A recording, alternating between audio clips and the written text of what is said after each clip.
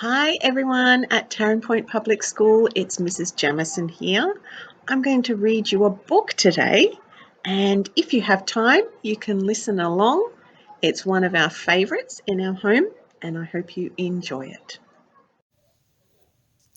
The book I'm going to read to you today is called Tricky's Bad Day, and it's by Alison Lester.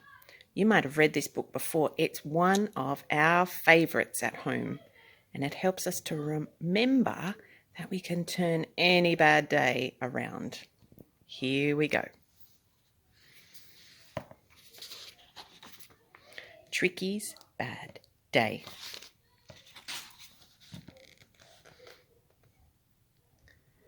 Tricky woke early when it was still night. He didn't call out or turn on the light, but his bottle was empty, and Tilly's was too, so he set out to fill them like Mama would do. In the kitchen, the milk spilt all over the floor. Tricky slipped, and he slid, and his head hit the door.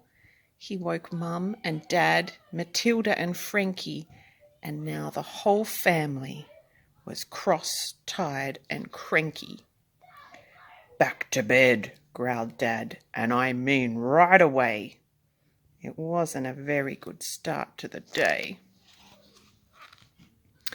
Later at breakfast, not long after dawn, Tricky sent back his porridge because it was warm. The toast was in triangles. He wanted squares. So he pushed it away and tipped over the pears. "Gotta go now," said Mum. "Will you all be okay?" "No," Tricky grumbled. "I want you to stay." "I can get dressed myself," he shouted to Dad. But the buttons were stiff, and that made him mad. He tried 4 pairs of socks, but none felt quite right, and his special red jumper was itchy and tight. Poor Tricky, nothing was going his way. It was becoming a horrible day. Tricky wore his high heels to go down the street, but the straps were too tight and cut into his feet. And then his scooter took off and bumped into a rock, and he needed a lift all the way to the shop. He wanted a lolly, but Dad said no way. Tricky grizzled and cried. It was such a bad day. He helped Dad make lunch by chopping bananas, then poured in the milk and a cup of sultanas, but he turned on the switch while the lid wasn't tight, and smoothie mix splattered right up to the light. Oh dear. "You'll feel better after a nap," Dad said, and the pillow was nice and soft under his head.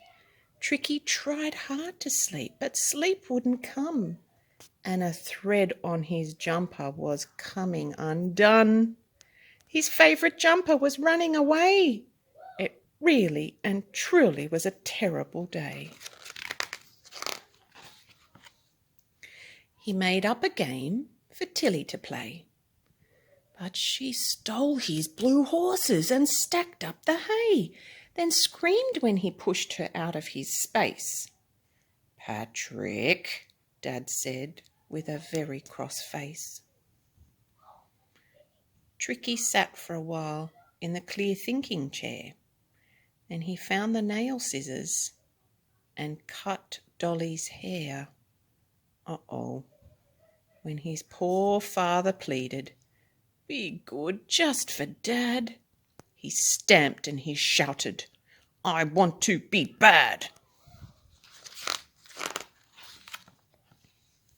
Frankie was crying and Till needed food, and Dad had no time for a trick in the mood.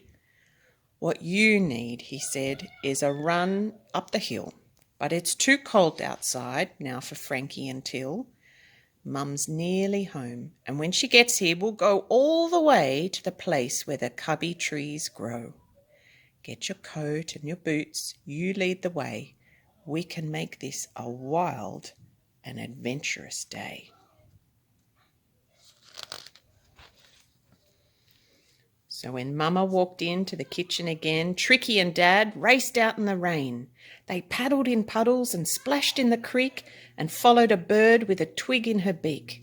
They yelled to the wind and slid on their knees and finally got to Trick's favourite trees. Up, up they climbed to their snug hideaway and watched the wind blowing the boats in the bay. Then they hurried back home across the wet park as the streetlights came on to shine in the dark.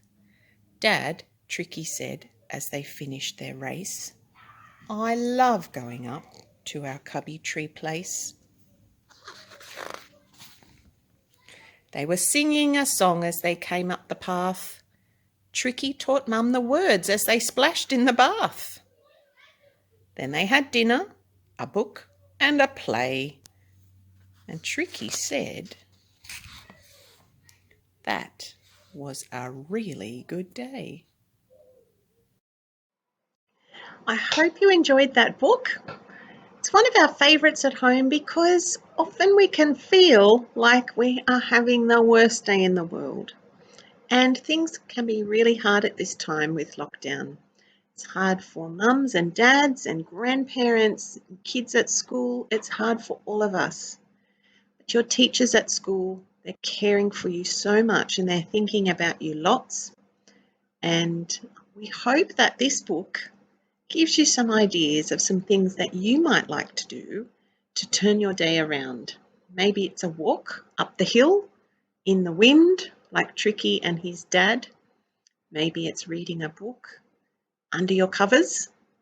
Maybe it's playing a game or something that can make you feel better so that you know that it's not a horrible day, but it can turn out to be a fun day at the end of things. Well, I'll see you next time. Bye.